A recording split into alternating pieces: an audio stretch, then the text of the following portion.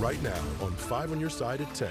Hardship becoming a homeowner. People who have apartments are holding on to them for dear life. The challenge is finding affordable housing and the local resource offering solutions. As we've been in this hit-and-miss rain pattern the last few days, it's not been that way today. But as this system treks off to the northeast, things will change for Sunday. How much rain is expected and when we'll see our next chance for rain over the next 7 days.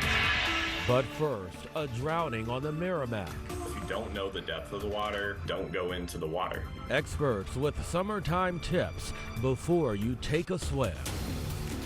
New details tonight into a drowning in Eureka earlier this afternoon. Thank you for joining us. I'm Brent Solomon. Today's incident follows several other drownings in just the past week. New tonight, Annie Krall caught up with safety experts and a local mother who knows all too well how today's drowning hits close to home. Annie. Brent, many of us will remember losing TJ Mister tragically while he was learning to swim at Kennedy Recreation Center pool. His mom, Olga Mister, told me that while they've tried to move on, last Saturday was the 2-year anniversary of his drowning, making the series of drownings just this week all the more traumatic.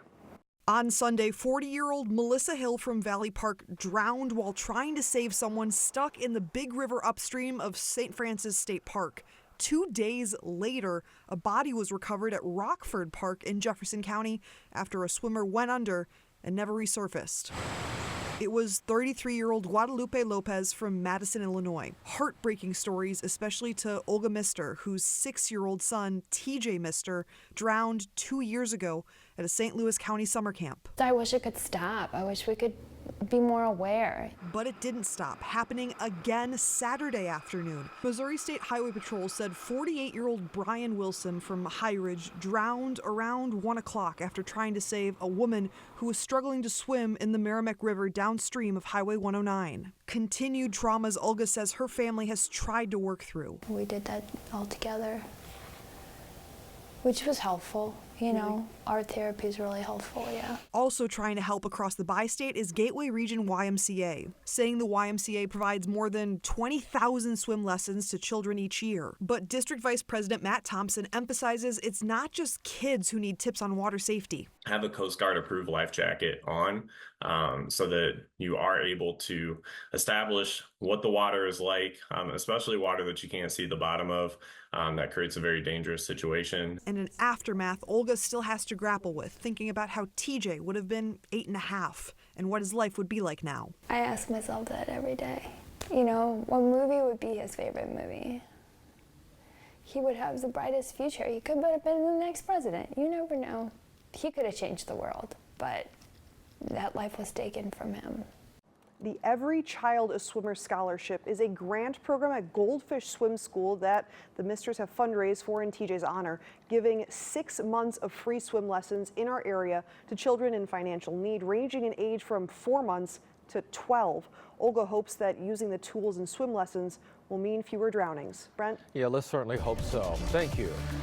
Some spotty showers earlier this afternoon and more could still be on the way. Meteorologist Gary Frank is tracking it minute by minute for you.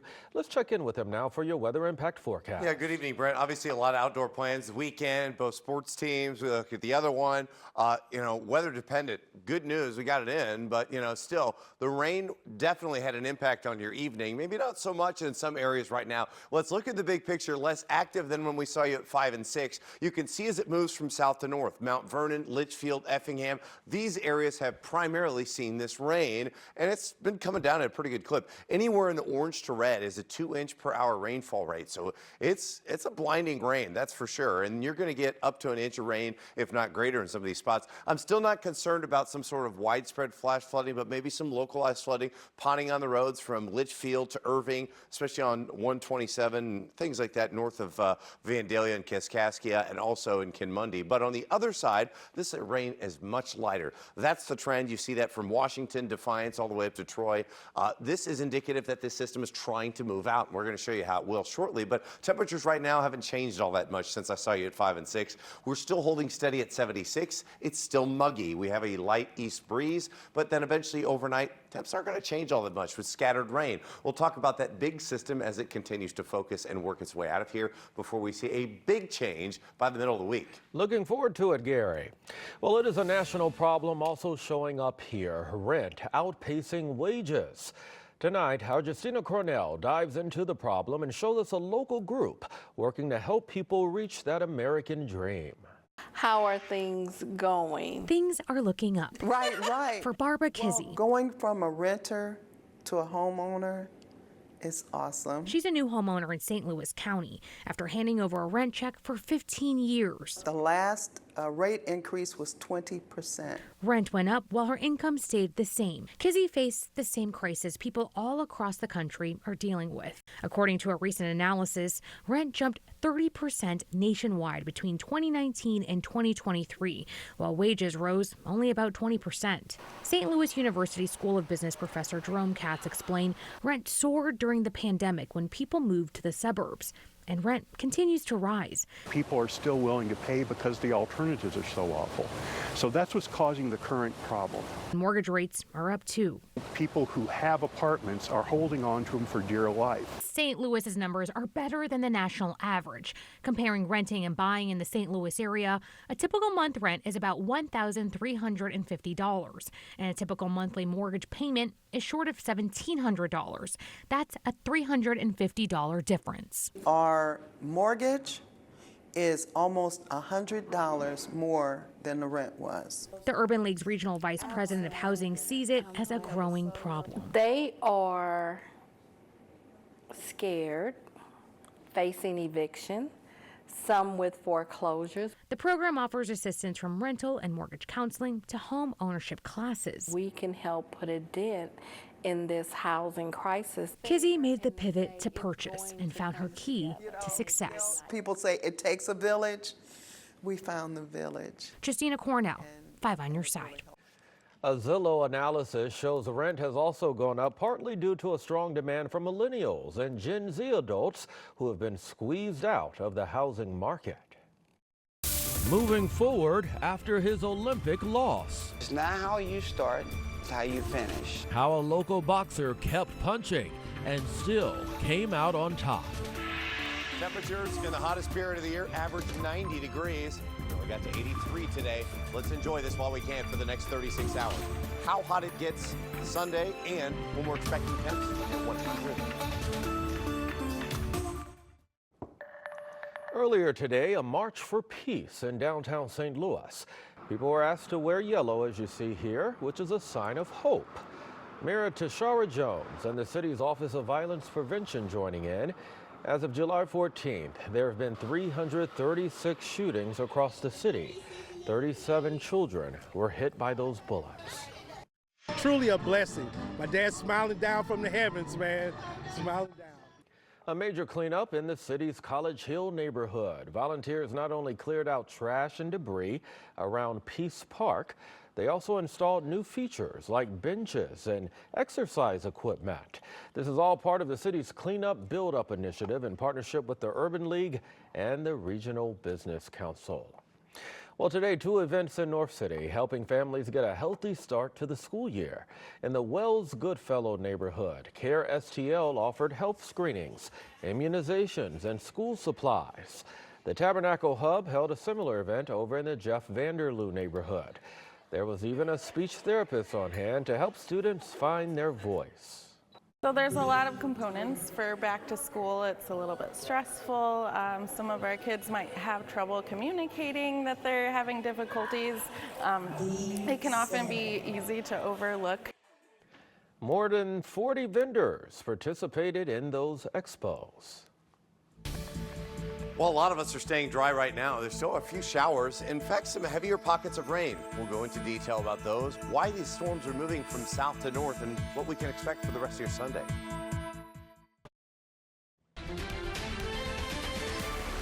Well, it's day 1 of the games, and Team USA is already winning gold. Take a look. For swimming, the U.S. secured a gold, silver, and bronze.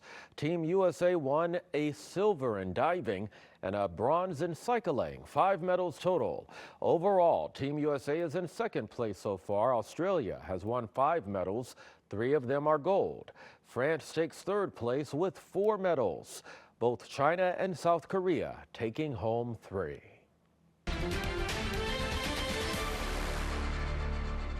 I'll tell you what, over the years, St. Louis has been the home of multiple Olympic greats. Jackie Joyner-Kersee, Don Harper Nelson, Leon, and Michael Spinks. But not every great athlete's story ends with Olympic gold.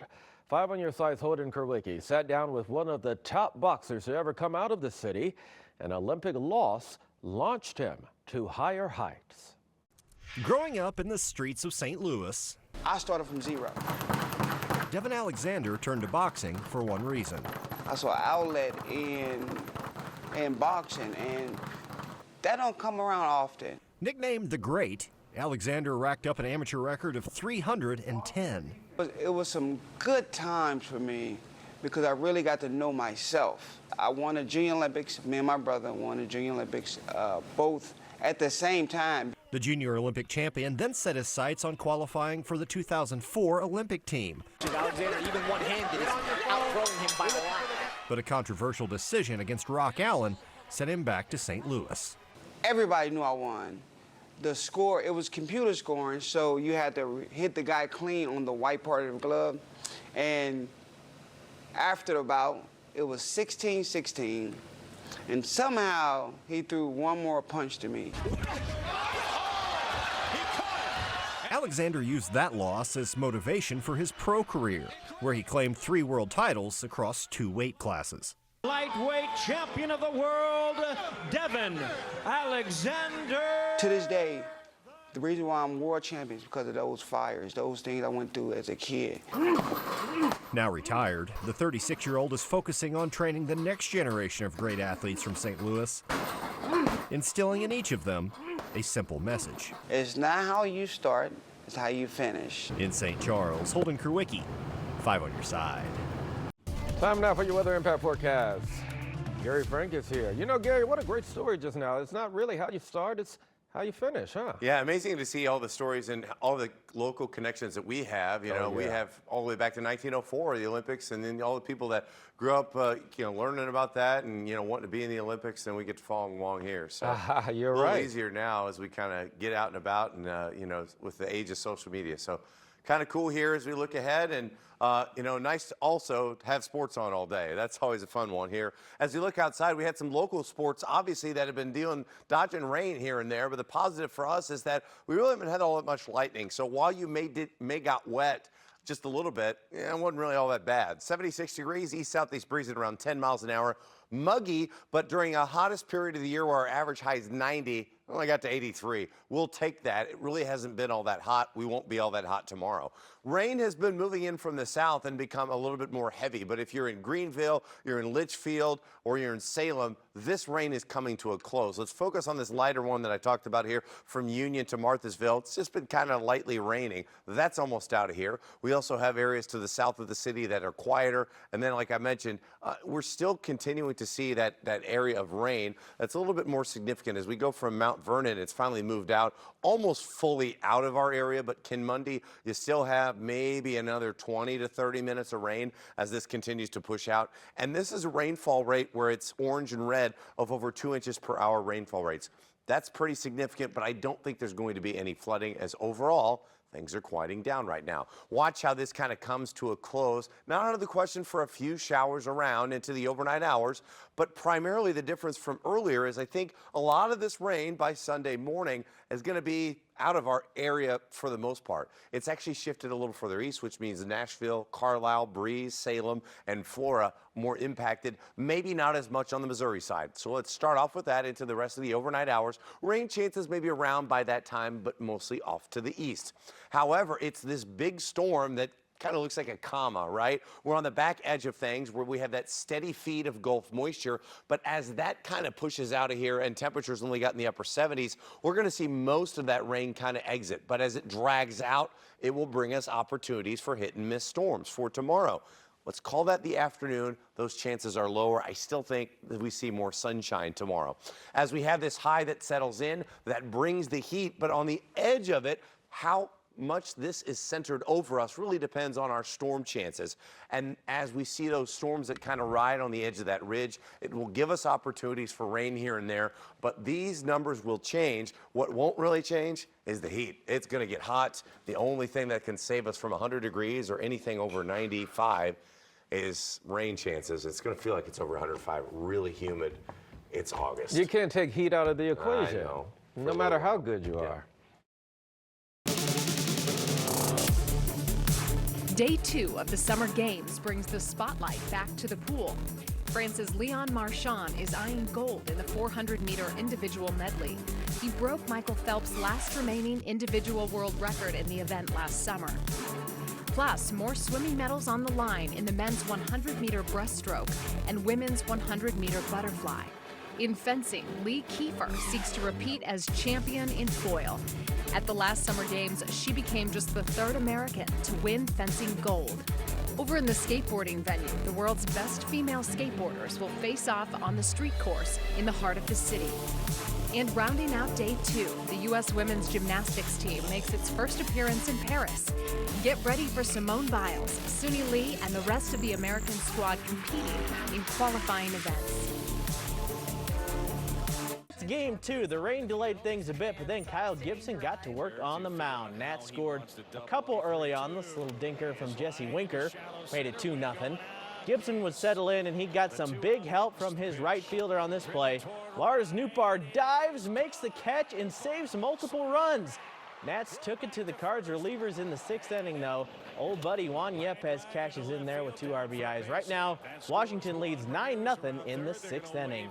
This 5 on Your Side St. Louis City SC coverage is sponsored by Together Credit Union. Pretty neat entrance for City SC tonight to kick off the League's Cup against FC Dallas. The new guys, Hartle, Betcher, and Toykert, they were popular and for good reason. City is down 1-0 in the 26th minute, but here comes Cedric Toykert introducing himself. His first for City. Tie game, City Park explodes. Then, 49th minute, it's another new face. Marcel Hartle gets the call to take a penalty kick. He buries it, 2-1 City. I think those guys are gonna fit in just fine. City wins the League's Cup opener, 2-1. Lots of Olympics to talk about. The women's gymnastics debuts tomorrow. Oh, yeah. A lot of eyes going to be on that. You for know sure. that. You know it. Thank you for that recap, man. That was pretty good. My friends, that's all of our time at 10. Late night Olympics coverage is next. We hope you have a great night.